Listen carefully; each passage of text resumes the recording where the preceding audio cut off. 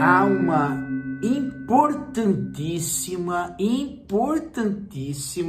entrevista no jornal Estadão, hoje, no domingo, dia 17/8/2025, é imperdível.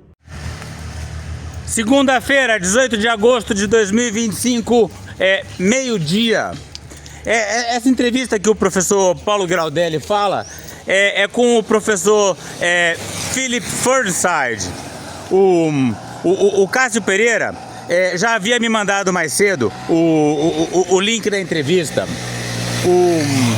O Fernside e o Cássio foram meus parceiros numa publicação que o Cássio gentilmente me convidou para participar, intitulada Projetos na Amazônia representam riscos para o Brasil.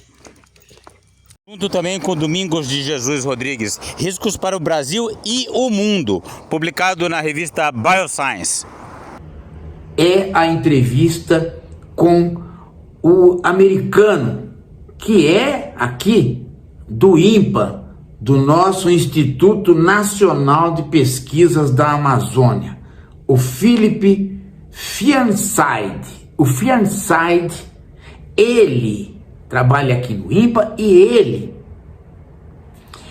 ele é o cara a respeito de mudanças climáticas. Justamente, ele é o cara. Foi fundamental na época da nossa luta de resistência contra a construção da hidrelétrica de Belo Monte. É um professor assim de uma capacidade gigantesca e muito humilde. Então ele veio aqui em Altamira, deu palestra para os nossos alunos. Uma pessoa absolutamente acessível, assim, de uma honestidade intelectual. É o cara. Brasil será devastado se o aquecimento global sair do controle. E isso está perto de acontecer. Entrevista de Roberta Jansen com o professor Philip Fernside, publicado dia 16 de agosto de 2025 no jornal O Estado de São Paulo.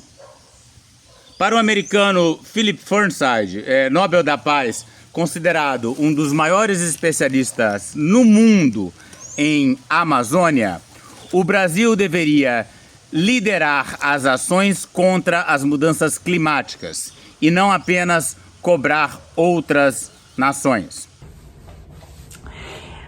Vocês precisam,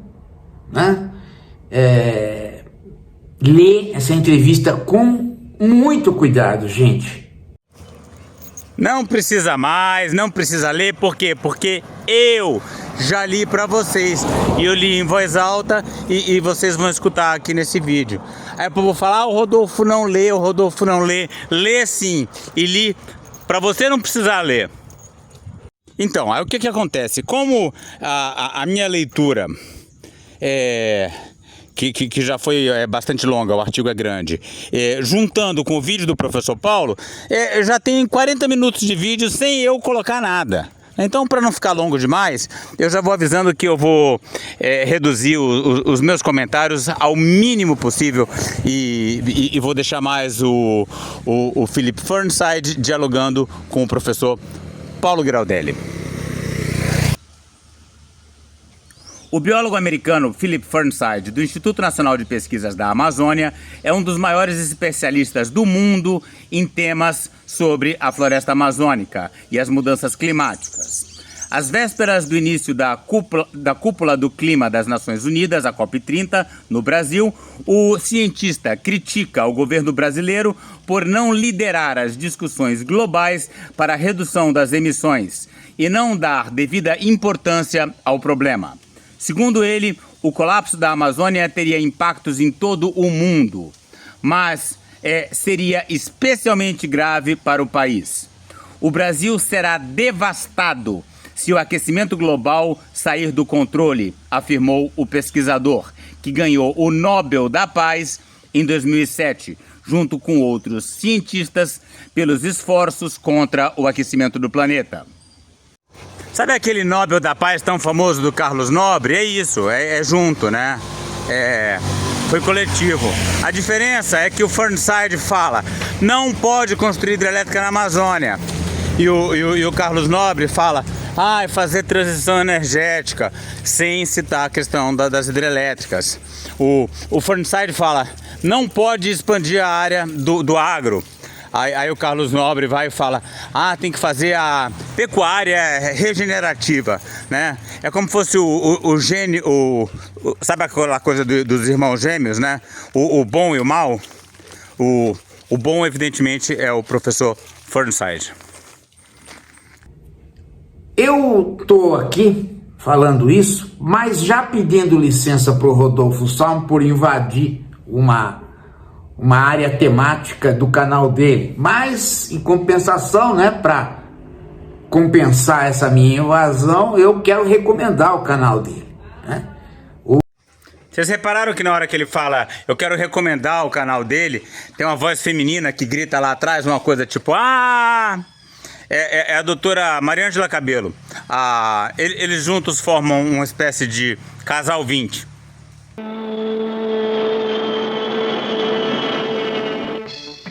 Esse é o professor Paulo Giraldelli, junto com a periquita dele, a Bica. Um homem inteligente, um grande sujeito. Esta é a senhora Giraldelli. Ela é um encanto. Que mulher espetacular. A propósito, meu nome é... Rodolfo Salme. Eu cuido deles, o que não é fácil, porque eles só se sentem felizes vivendo perigosamente. Casal 20. Olha a onça, cuidado, corre da onça, não pode matar a onça.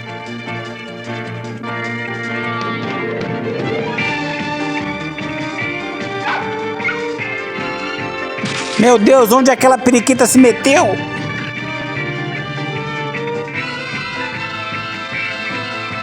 Do Rodolfo Salme. Vão lá, procurem, se inscrevam e comecem, gente, a estudar este assunto, porque não é mais, como era até pouco tempo, uma questão a longo prazo. Não, as coisas estão acontecendo agora. Veja os principais trechos da entrevista concedida ao Estadão. O Estado de São Paulo.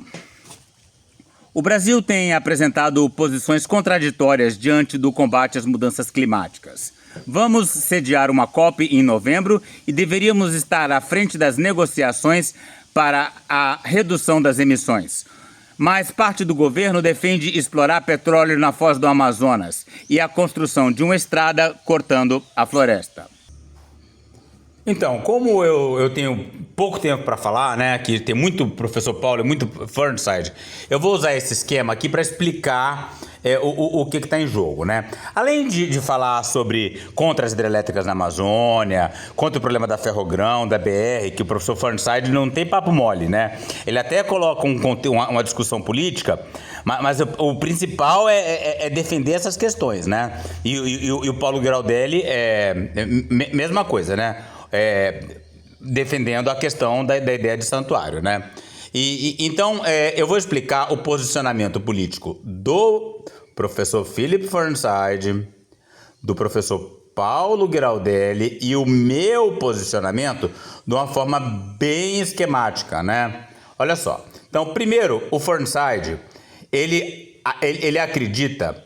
quer dizer, esses aqui são os vilões de qualquer jeito, né? Esses dois homens aqui no canto é o Renan Filho e o Alexandre Silveira. Aquela turma que não quer saber de nada, quer mais detonar tudo, transformar tudo em dinheiro e foda-se o planeta, tá? Então, o Fernside, ele acredita que Lula e Marina são bons, mas Lula não ouve Marina e Lula ouve muito esses dois aqui. Por isso que Lula está pendendo para o lado dos dois. O professor Paulo Giraldelli, Ele acha que Lula é bom também, mas ele acha que Lula, não é que Lula não ouve Marina, né? Ele ouve, ele não acredita nela, porque Lula tem uma visão de mundo que está ligada à ideia desses dois de uma forma muito intrínseca, que não é uma questão de Lula ouvir Marina. Já eu, que sou radicalizado na questão ecológica, vejo Marina, Lula e esses três como sendo quase que uma coisa só, esses dois, né?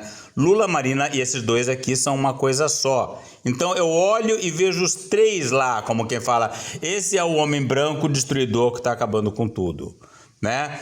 O que o pessoal lá dos lobinhos reclamam é porque o professor Paulo está nessa posição e eu estou nessa posição, que é diferente. O professor Paulo está entre Lula e Marina, né? Ele enxerga Marina de um lado e Lula do outro, enquanto eu vejo Marina, Lula e os filhos da puta ali no canto querendo acabar com tudo. Esse é o resumo esquemático, tá? Vamos tentar desenvolver isso aqui um pouco melhor. E alguns políticos, eles não compreenderam a ligação entre os problemas climáticos e algo que eles não vão controlar e vai derrubá-los todos. E pode nos levar para um regime de oportunismo e de extrema-direita, que é o problema da inflação. Então, isso que o professor Paulo está falando dialoga com uma lista de 40 impactos das mudanças climáticas divulgada pelo professor Elliot Jacobson, né? Então, olha só, porque as pessoas acham, é só o planeta ficar mais quente. Não, é muito mais complexo que isso. Vamos ler a lista. Primeiro, chuva ácida. 2, alga blooms, né? Praga de algas, marés vermelhas, essas coisas, né? Algas que se proliferam fora de controle. Cinzas e fumaça. 4, abelhas morrendo e perda de polinizadores. 5, refugiados climáticos e migração.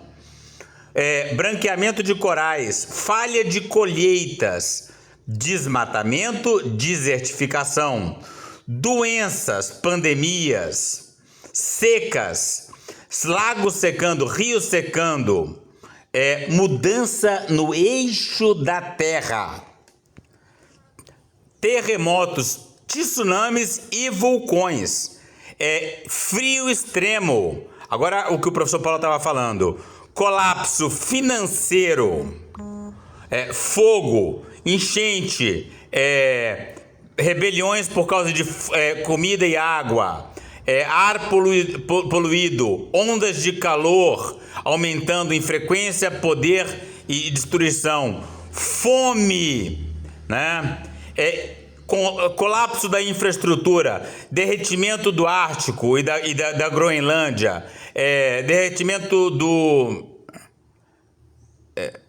eventos de mar azul, né? É quando o Ártico inteiro derrete. Derretimento das glacieiras, né? Aqueles monte de gelo em cima dos continentes. Metano, derretimento de usinas nucleares, acidificação dos oceanos,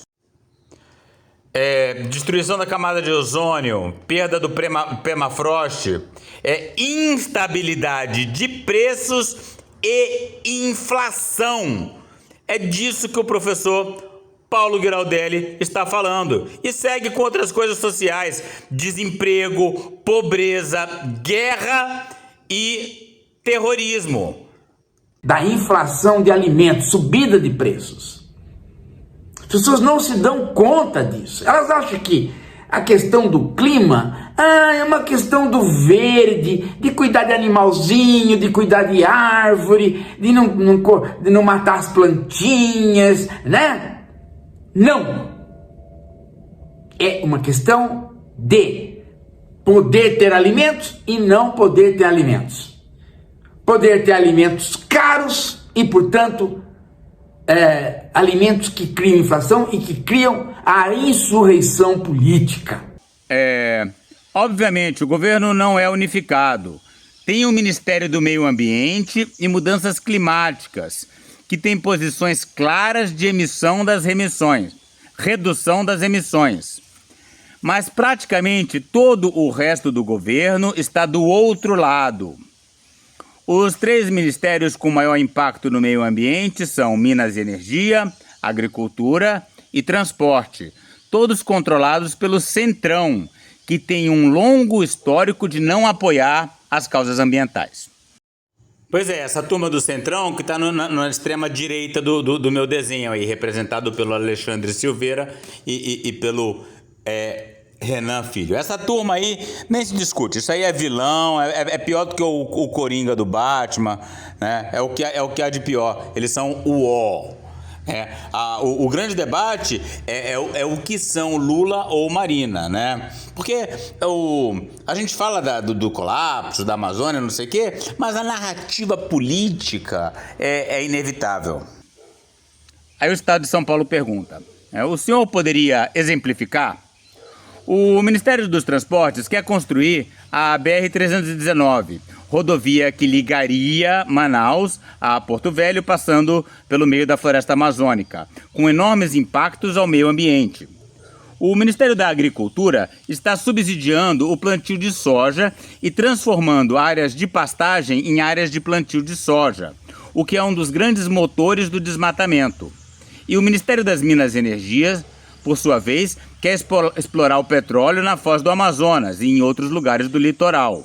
O INCRA está legalizando ocupações de terras públicas não destinadas, outro grande motor do desmatamento. Uma coisa que encoraja invasões, que não tem fim e só para quando chegar na última árvore. Essas áreas deveriam ser transformadas em unidades de conservação, como Lula havia prometido, mas isso não está avançando. O que está acontecendo no Brasil é muito grave. O país precisa conseguir realmente frear o aquecimento global.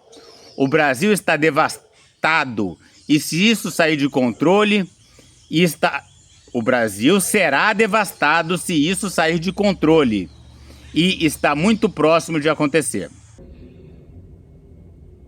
E ninguém não entendeu isso ainda. E, apesar de estar tendo os exemplos, o pessoal não quer entender. Então veja, a entrevista cria uma série de elementos práticos a respeito disto. O Estado de São Paulo pergunta, por que o senhor diz que o Brasil será devastado? Bom, outros lugares também serão devastados, mas perder a floresta amazônica terá um impacto absurdo para quem vive lá, obviamente, mas também para todo o país, porque é a floresta que recicla toda a água que sustenta as grandes cidades, por meio dos chamados rios voadores, inclusive São Paulo e toda a agricultura nacional. Tanto o agronegócio quanto a agricultura familiar. É bom lembrar que na seca de 2014 quase faltou água para beber em São Paulo. Será um desastre humano sem paralelo. O clima já mudou em parte do Brasil e a previsão é de que a situação piore. Nesse momento não há espaço para perdermos água da Amazônia. Do melhor ao pior cenário, as estimativas indicam que podemos perder de 16% a 70% da floresta. Um outro problema, um grande elefante na sala, que está sendo pouco discutido, é o aumento de tufões na costa brasileira e a elevação do nível do mar. Várias pesquisas mostram que os oceanos estão subindo mais rápido do que se esperava e temos uma boa parte da população vivendo ao longo do litoral. Além de tudo isso, temos as surpresas climáticas, como a inundação do Sul no ano passado e a seca do Rio Madeira, eventos que não estavam previstos. O Estado de São Paulo. Voltando à questão da exploração de petróleo na foz do Amazonas, existe alguma forma disso ser feito de maneira sustentável, sem maiores impactos ao meio ambiente? Não! Lembra que o último vazamento de óleo no Golfo do México durou 5 meses e houve várias tentativas fracassadas até que o vazamento fosse estancado. No caso da Foz do Amazonas, a profundidade é de quase 3 quilômetros, o dobro do Golfo do México. E a correnteza na Foz também é mais complicada. A Petrobras tem tecnologia e muita experiência na exploração de poços em águas profundas, mas não para tapar vazamentos nessas profundidades. Vocês estão entendendo? Vocês estão vendo o que o professor Philip está falando? Não dá, é perigoso. Vai ter acidente, o risco de acidente é altíssimo, mas o povo prefere ficar escutando o esquilinho nervoso. Sai do meu pé, ô espírito obsessor, larga do meu pé. Sai de mim, chulé, desencarna. Tô aqui fazendo meu trabalho, tô falando de elefante e tu vem se meter agora, cara. Vai cuidar do teu vídeo, você não disse que tá longo? Vai ficar agora metendo eu no meio pra quê? Ninguém no mundo tem. E é uma coisa que pode acontecer. Existe mesmo uma relação entre profundidade e ocorrência de todo tipo de acidente. E se houver um vazamento ali, o óleo pode alcançar 8 países. É muito grave. E do ponto de vista do aquecimento global? Perguntou o Estado de São Paulo. Diante do aquecimento global, não tem lógica econômica para justificar a abertura de um novo campo de petróleo e gás. Isso porque, para que um campo desse comece a produzir em nível comercial, seriam necessários pelo menos 5 anos. Aí são necessários outros 5 anos para pagar o investimento. E ninguém vai querer parar de produzir com zero lucro, né? Então, seriam ainda vários anos de exploração. Muito antes disso, o planeta já vai ter que parar de usar petróleo como combustível. Então, é totalmente ilógico para o aquecimento global. Além disso, o Brasil tem ainda muito petróleo em campos que já existem, em volume suficiente para usar até não precisar mais. O Brasil já exporta pouco mais da metade do petróleo extraído hoje. Esse discurso de que vai faltar gasolina é uma ficção total. Outra coisa, em 2021, a própria Agência Internacional de Energia soltou um relatório orientando os países a não abrirem nenhum novo campo de exploração de gás e petróleo. A orientação era usar os já existentes e começar a reduzir o uso paulatinamente até 2050. Outro argumento é que o país precisa de dinheiro para fazer a transição energética. Pois é isso que eu sempre falo, né? O dinheiro não dá em árvore. Não existe conservação da biodiversidade sem barriga no prato. Quem fala isso é quem não sabe nem por onde a galinha mija. Então, como que a gente vai fazer essa transição energética? Precisa explorar o petróleo na margem equatorial para poder financiar essa transição energética. Agora, quem é contra isso? Professor Paulo Giraldelli tem financiamento da Fundação Forte, tem financiamento da USAID. Tem registro de que ele grava vídeo com a bandeirinha dos Estados Unidos atrás. Filósofo, vai ver os cursos de filosofia dele. É tudo filósofo norte-americano. Esse professor Philip Fernside não precisa nem falar, ele é americano. Agora, o baixa audiência aí desse canal também tem financiamento da Fundação Ford e da USAID. Você tá entendendo como as coisas todas se juntam? Ou seja, vamos produzir mais petróleo para não usar mais petróleo? Isso não faz nenhum sentido. O quê, né? Precisar de dinheiro de exploração de petróleo para fazer a transição energética. A transição energética deve estar no centro do governo como educação e saúde, não apenas quando surge um dinheiro inesperado. É uma questão de interesse nacional. No que diz respeito à transição energética, em que pé estamos? Tivemos alguns avanços nas energias eólica e solar, mas há muitas preocupações. Temos um enorme potencial para o uso de energia eólica e solar. Somos um dos países mais sortudos do mundo em termos de opções energéticas que não sejam combustíveis fósseis e hidrelétrica. Vocês estão vendo por que o Philip é melhor do que todos esses que falam sobre transição energética? Ele faz questão de falar combustíveis fósseis e hidrelétricas. Isso faz toda a diferença. Porque você vai construir hidrelétrica na Amazônia, você desencadeia desmatamentos que são tão ruins quanto a queima de combustíveis fósseis. Então, não é uma alternativa para o aquecimento global. Agora, o Carlos Nobre não fala disso, só quem fala disso é o Philip Fernside, né? E eu fico aqui repetindo, mas eu sou um canal de baixa audiência. Precisamos aproveitar esse potencial para não construir mais hidrelétricas. No que diz respeito à eólica, já temos tecnologia para fazer campos no mar, sem impactar as dunas. Mas o que o Brasil está fazendo é produzir hidrogênio verde para vender para a Europa. Para fazer a transição na Europa, enquanto o país continua a usar gás para gerar eletricidade. Primeiro temos que fazer a transição para depois exportar o excedente, mas não é o que está acontecendo. Como ter um agronegócio sustentável? Tem muita coisa para melhorar. A mais importante delas é não expandir mais a área, mas isso continua acontecendo, com a transformação de pastagens em áreas de plantio de soja, o que tem um impacto enorme sobre o desmatamento. Os pecuaristas vendem as suas áreas de pasto para os plantadores de soja e vão para lugares mais afastados, dentro da floresta, comprando grandes áreas a preços mais baixos. Há um mito de que se aumentarem a produtividade vão parar de desmatar, mas a economia não funciona assim. Quando algo dá lucro, você faz mais e não menos. Se o lucro aumentar, vão cortar mais florestas. É assim que as pessoas se comportam em uma economia de mercado. A Amazônia agora enfrenta um novo problema crescente, o crime organizado, pergunta o Estado de São Paulo. Como o senhor analisa mais essa questão? É muito grave e não há outra opção que não seja reprimir. É preciso tirar essas gangues de onde elas estão, mas não é o que está acontecendo. Em Roraima, por exemplo, políticos locais apoiam os garimpeiros que estão nas terras Yanomami. Os órgãos estaduais não são independentes, muitos estão comprometidos. É um problema grave.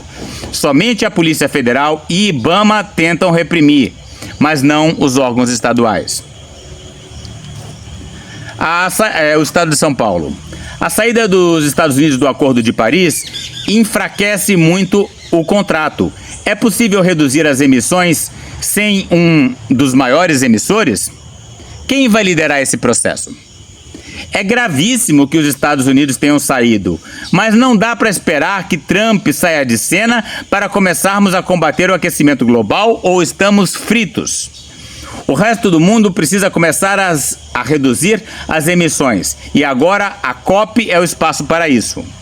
Acho que o Brasil devia assumir a liderança desse processo, mas até agora não há sinais disso, apenas discursos sobre a importância de reduzir as emissões. Mas não é isso que o próprio país está fazendo. O Brasil está reduzindo o desmatamento pela ação do Ministério do Meio Ambiente, mas o resto não. O Brasil teria que liderar com exemplos, não apenas cobrar dos outros países. Temos tempo até a COP? Pergunta o Estadão. Espero que o presidente acorde. O problema é que ele vive no que eu chamo de espaço de desinformação. Informativos, mas lá pelas tantas, claro, para ser cuidadoso com a esquerda, até porque, né? Nós sabemos que o adversário é perigoso. Então ele fala com muito cuidado a respeito do Lula. E se cercou de pessoas que estão dizendo para ele que pode explorar o petróleo, pode construir estrada. E é isso que ele segue fazendo. Ele não escuta a ministra do Meio Ambiente, Marina Silva. É uma situação muito grave. Precisamos ver se alguém vai conseguir penetrar essa blindagem que faz com que ele não receba informações sobre o problema climático. E ele vai dizer a seguinte coisa, que o Lula deveria ouvir mais a Marina e menos as pessoas que o cercam. E as pessoas que o cercam querem fazer a prospecção de petróleo lá na foz da Amazônia. As pessoas que o cercam querem fazer uma ferrovia que corte a Amazônia. O professor Paulo vacila entre falar rodovia e ferrovia, porque na verdade tem a rodovia BR-319 e tem a ferrovia Ferrogrão, as duas cortando a Amazônia. Ele diz, as pessoas que o cercam, que cercam Lula. Então ele ouve mais as pessoas e não ouve a Marina. Eu vou discordar dele. Eu vou discordar do Felipe. Caralho, ó. Briga de galinha. Vou começar a gravar a confusão aqui. Pois é, o professor Paulo discorda do Felipe. Eu também discordo do Felipe, mas eu discordo também do professor Paulo. Aí eu fiz um esquema, né? Eu mostrei pra vocês, tá ali no começo do vídeo, né? Bem esquemática, né? Olha só. Então, primeiro, o Fernside, ele acredita... quer dizer, esses aqui são os vilões de qualquer jeito, né? Esses dois homens aqui no canto é o Renan Filho e o Alexandre Silveira. Aquela turma que não quer saber de nada, quer mais detonar tudo, transformar tudo em dinheiro e foda-se o planeta, tá? Então, o Fernside, ele acredita que Lula e Marina são bons, mas Lula não ouve Marina e Lula ouve muito esses dois aqui. Por isso que Lula tá pendendo pro lado dos dois. O professor Paulo Graudelli, ele acha que Lula é bom também, mas ele acha que Lula, não é que Lula não ouve Marina, né? Ele ouve, ele não acredita nela, porque Lula tem uma visão de mundo que está ligada à ideia desses dois de uma forma muito intrínseca, que não é uma questão de Lula ouvir Marina. Já eu, que sou radicalizado na questão ecológica, vejo Marina, Lula e esses três como sendo quase que uma coisa só, esses dois, né? Lula, Marina e esses dois aqui são uma coisa só. Então eu olho e vejo os três lá, como que fala, esse é o homem branco destruidor que tá acabando com tudo. Bem topográfico, né? Aqui tá o turma do Centrão, o Lula, a Marina, onde é que eu me coloco, onde é que o professor Paulo se coloca, onde o Felipe se coloca. Aí mandei lá mandei pros lobinhos. Aí já teve gente lá falando, Rodolfo, não me mande essa merda, isso é um ovo podre, não serve nem pra comer, você despolitiza. Ai, sem paciência pra discutir com o lobinho. Não me mande mais essa porcaria. Então eu acho que ninguém sabe direito o que é isso, mas quando eu tiver um vídeo do professor, é como se ele desse energia pra gente, mobilização, eu não sei explicar.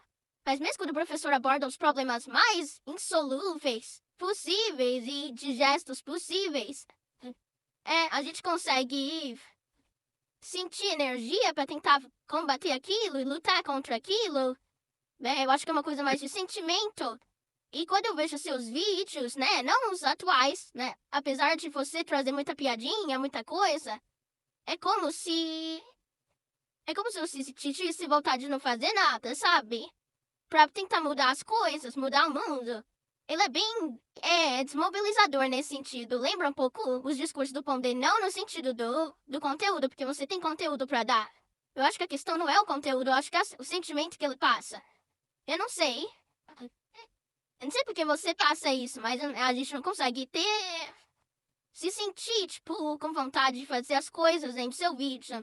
Eu me sinto bem desmobilizada quando você mostra as coisas, sabe? É isso. Eu sei que ele está sendo cuidadoso. Talvez ele, como norte-americano, não tenha ainda se debruçado sobre a história do Lula. Então, né, eu vou tentar fazer um argumento bem paralelo, né? Então o professor Paulo fala, olha, o Philip Fernside, norte-americano, não compreende plenamente a história do Lula. E aí eu digo, aqueles que veem uma oposição entre Lula e Marina, talvez por estarem fora fisicamente da Amazônia, não compreendam a história da luta de Chico Mendes. Porque Chico Mendes era intransigente em relação à construção de estradas na Amazônia. E morreu por causa disso, né? Por causa da sua luta. Enquanto que Marina autorizou mais pavimentação de estradas na Amazônia do que qualquer outra pessoa na história da humanidade. E é por isso que eu coloco Marina pra lá, né? Pra lá, junto. Não quero Marina, não quero Lula, não quero Centrão, né? Tá, e aí? Aí o Rodolfo é despolitizante. Vou fazer o quê? Sobre a história da política, sobre a história das esquerdas. Então, Marina não é de esquerda. Tá? A Marina é uma moça evangélica, de direita, conservadora. Chico Mendes não. Chico Mendes era um verdadeiro ambientalista e que percebeu a iminência da destruição da floresta amazônica numa época que ninguém percebia, e ele despontou como grande líder pós-ditadura militar, né? Dois líderes, né? Era Chico Mendes e Lula, tá? Um morreu porque combateu de frente a destruição da floresta. O outro segue aí, né? Que defende um pouco mais de ordem para esse país. Não tem nada a ver com Plínio Valério, aquela turma. Mas o licenciamento express em 2 etapas tá bom para a Marina. A Marina ela pode tomar chazinho com Simone Tebet sem o menor problema.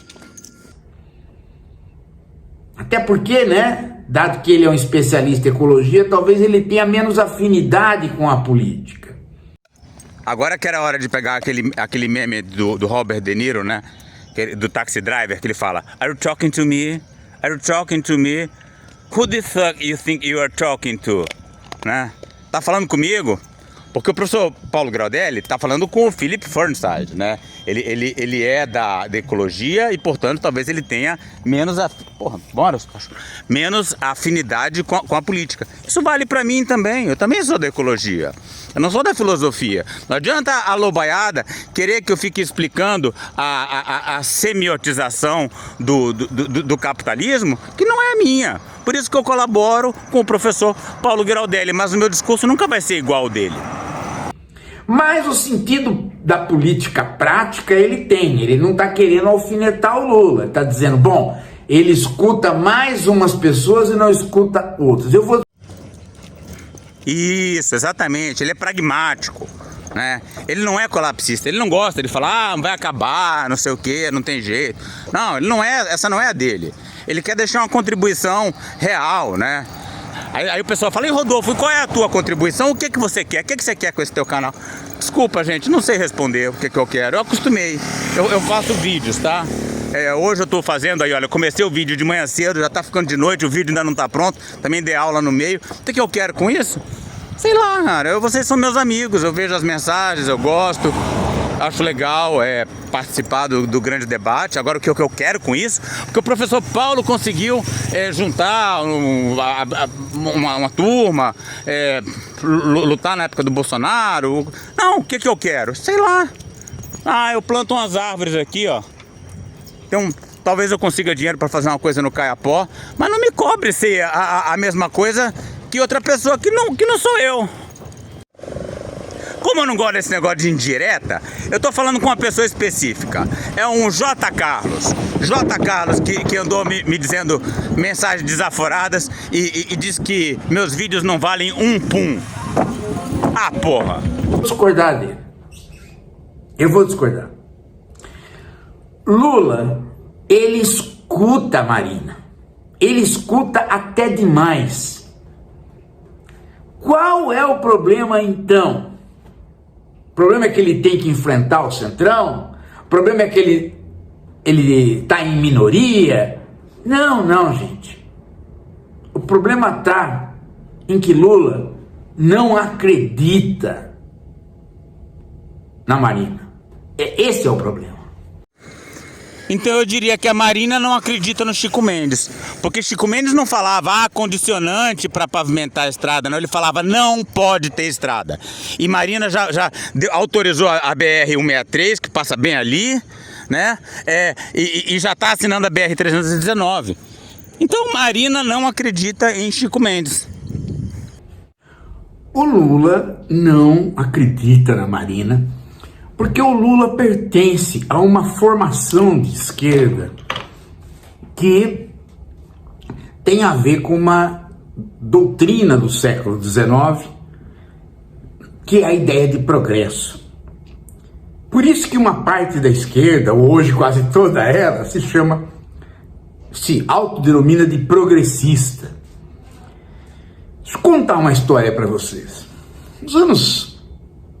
No meio do século XX, justo com a escola de Frankfurt, com uma escola de pensadores marxistas, a ideia de progresso do século XIX entrou em questionamento e uma boa parte da esquerda passou a divergir do leninismo, do stalinismo, não só por questões de democracia ou não democracia, mas por questões filosóficas, principalmente a ideia de progresso.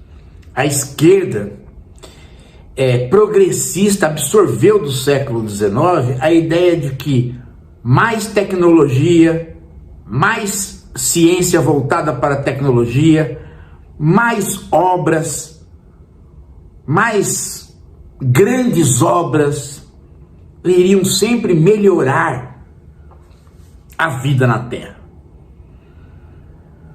E uma parte da esquerda passou a discordar disso, principalmente com o advento do nazismo, com a bomba atômica, com uma série de feitos da ciência que começaram a ficar aos olhos de parte da esquerda como alguma coisa que ia para além do capitalismo. Que era alguma coisa que, mesmo nos regimes socialistas, no chamado socialismo real, continuava vigente e continuava trazendo desgraças. Então, para além da desconfiança em relação ao capital, criou-se também a desconfiança em relação à tecnologia, mesmo quando ela não estava sob o domínio do capital, pelo menos não diretamente. E começou a se desconfiar da ciência. Você pode dizer, então esta esquerda, não sendo progressista, desconfiando da ideia de progresso, tinha um pezinho lá no Rousseau?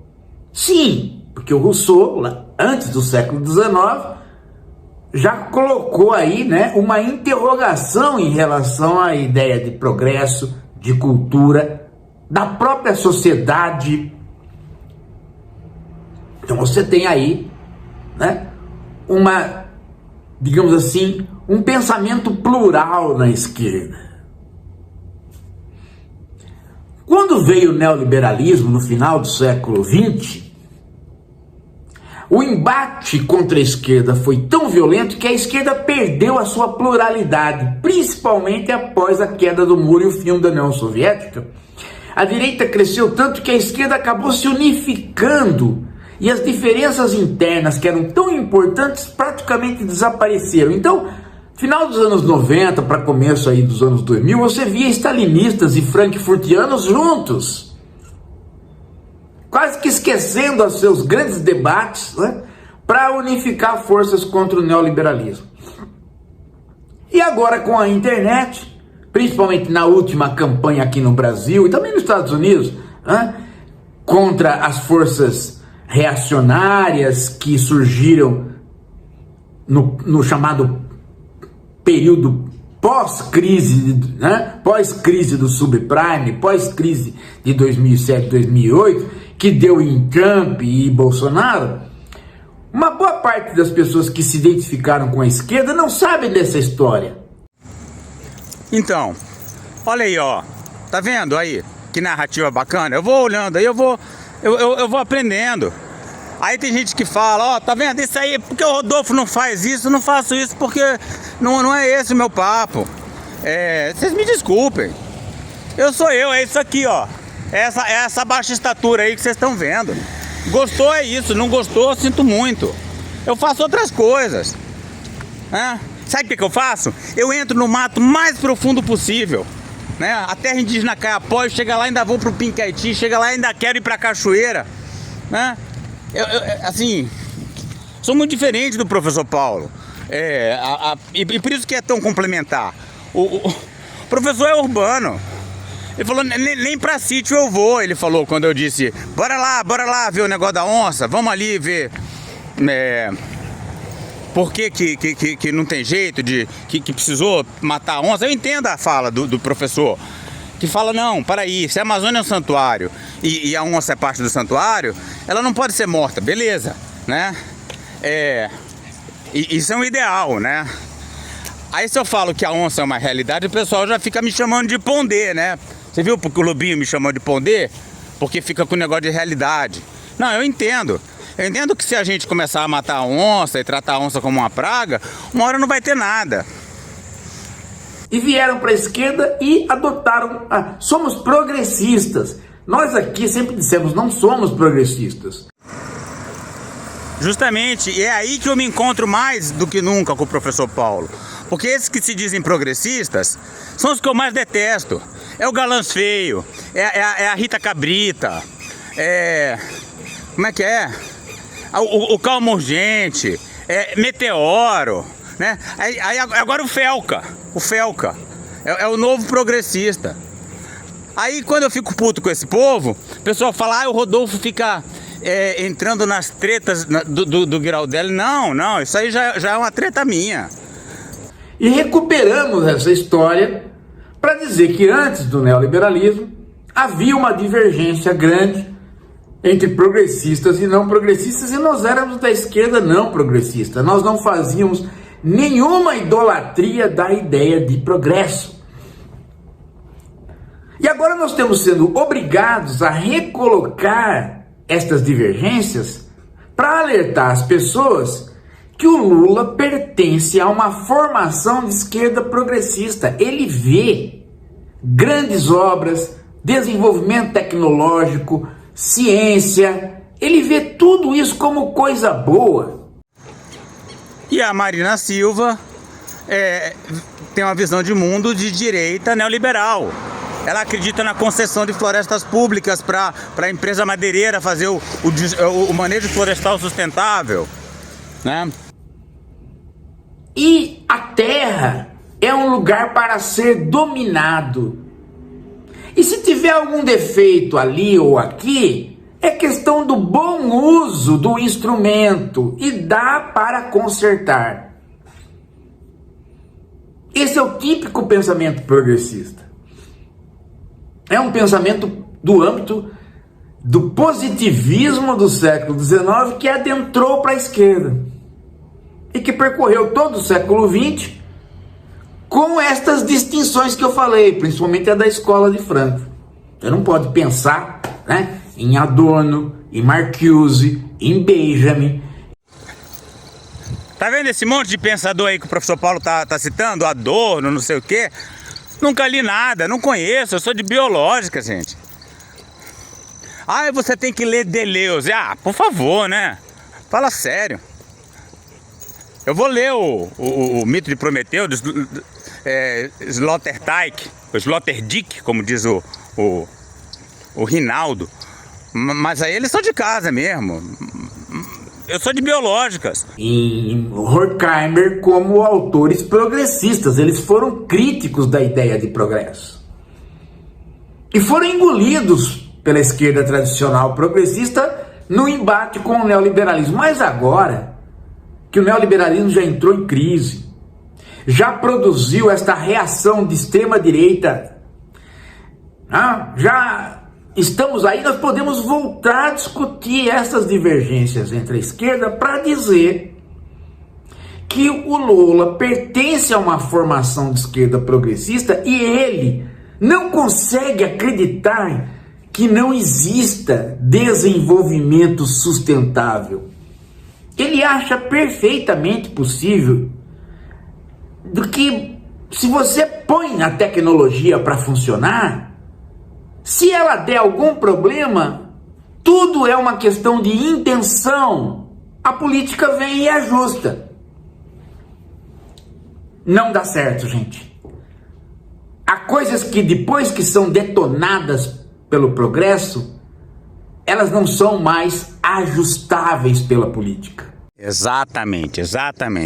Então, se eu não sei fazer um vídeo de 30 minutos sem corte, que nem o professor Paulo, falando tão eloquentemente, pelo menos eu tô aqui na beira do Lago de Belo Monte e falo, olha, isso aqui é uma coisa que foi estragada pelo progresso, principalmente a Volta Grande lá embaixo. né? Olha só, esse ano tá chovendo, cara, que loucura. A sorte do Lula é uma coisa de outro mundo. Tá chovendo e por isso não tá queimando. Mas também a Volta Grande, que ele estragou aqui com Belo Monte, tá ferrada, né? E não tem nem política para tentar salvar. Cadê? Belo Monte está com a licença de operação vencida, vocês estão sabendo, né?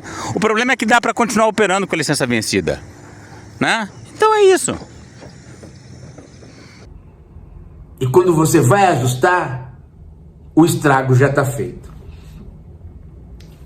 Uma dessas coisas hoje é a Amazônia. Ou ela é um santuário e não se bota a mão, ou ela é um lugar de desenvolvimento sustentável que vai ser sustentável para o fazendeiro, para o desmatador, até ele próprio perceber que não é sustentável também para ele, mas aí já é tarde.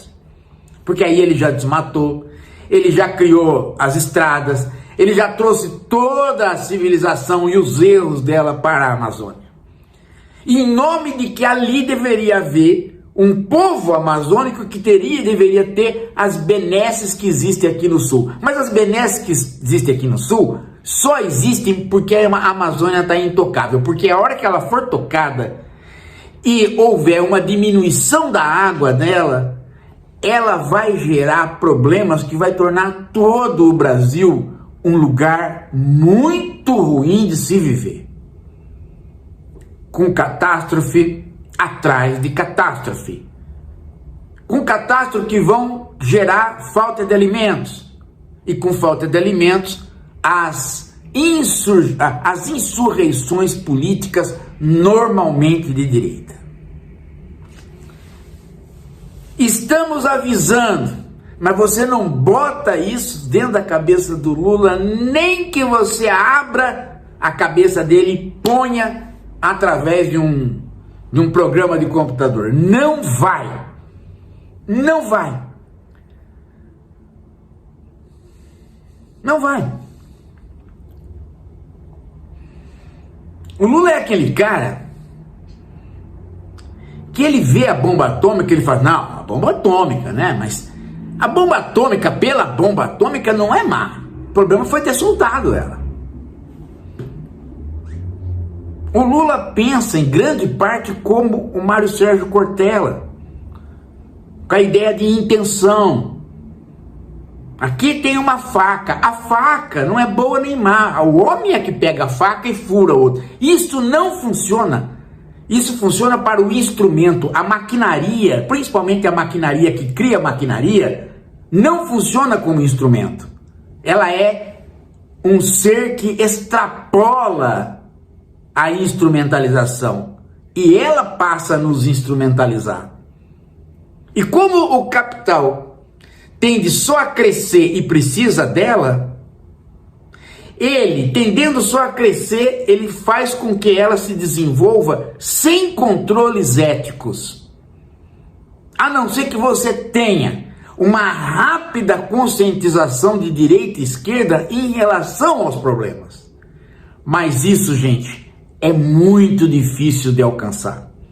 Não é impossível. Por exemplo, nós alcançamos um consenso entre direita e esquerda recentemente em relação a tirar o celular da mão dos alunos na sala de aula. Adiantou? Quase que adiantou.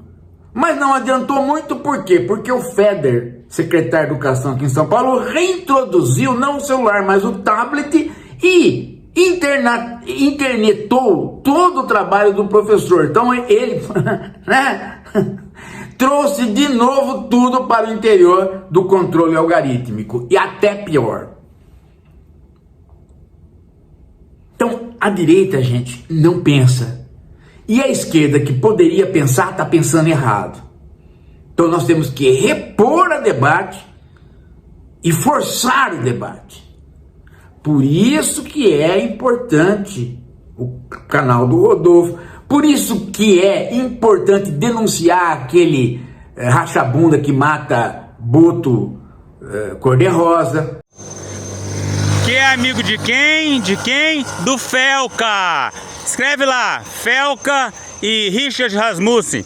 Vai sair vídeo assim, ó. Vai vendo. Por isso que esse tipo de denúncia aí do Felca, ele precisa ser politizado, porque do jeito que tá só ajuda a direita. Viu só? Falei. Eu tô vendo o vídeo pela primeira vez. Então, os debates precisam ser feitos, gente, dentro de uma perspectiva de esquerda que seja reflexiva, que pense os problemas. E a questão ecológica não está sendo pensada. A COP30 está virando uma festinha que não vai trazer resultados. O que podemos esperar da COP no Brasil? Pode ser que não consigamos chegar a um acordo e sigamos para um desastre total. Mas é importante não ser fatalista. Ou isso vira uma profecia autorrealizável. A COP vai fracassar. Ninguém vai parar de emitir. Não pode ser assim. Precisamos manter a pressão para que as coisas mudem.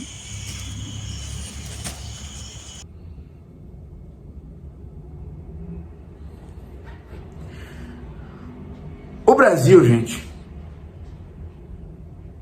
precisa parar de uma vez por todas, como de dizer para os outros países: vocês se desenvolveram, agora é a nossa vez, então calma lá com este controle sobre a nossa atividade de desmatamento. Não, seu pensamento é errado. O Brasil tem que dizer: vocês desmataram, se desenvolveram, mas agora nós não vamos fazer o mesmo percurso que vocês. Nós estamos aprendendo, vamos fazer outro percurso. Agora, nada de jargão.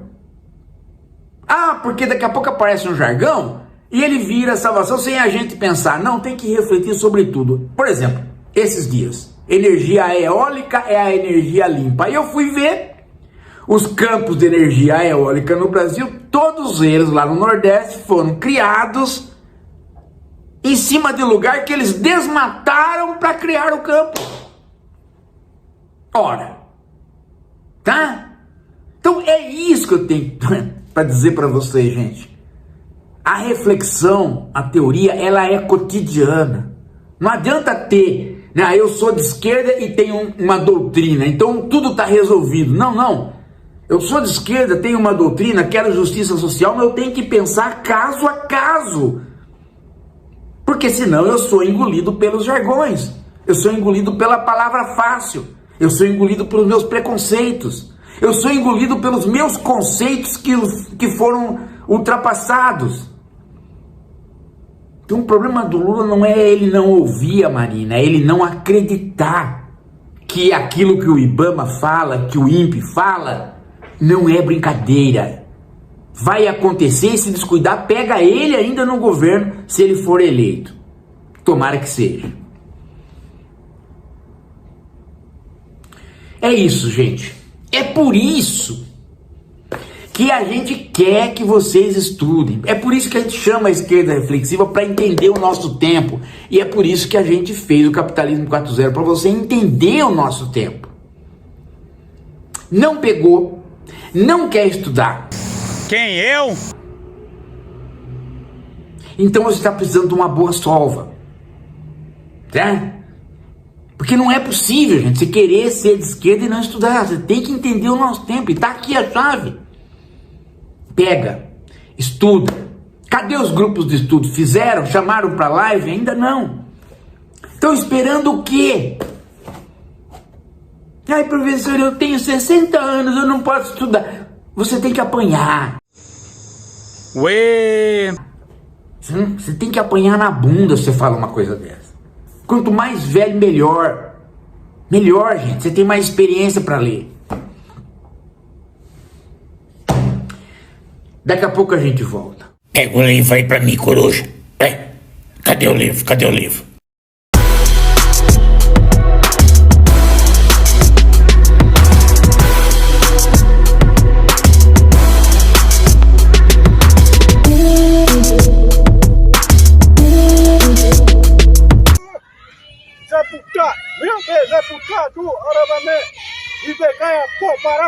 Para saber mais e participar dessa luta radical pelos povos indígenas, a floresta tropical e a biodiversidade de modo geral, inscreva-se no canal, deixe seu like e comentário.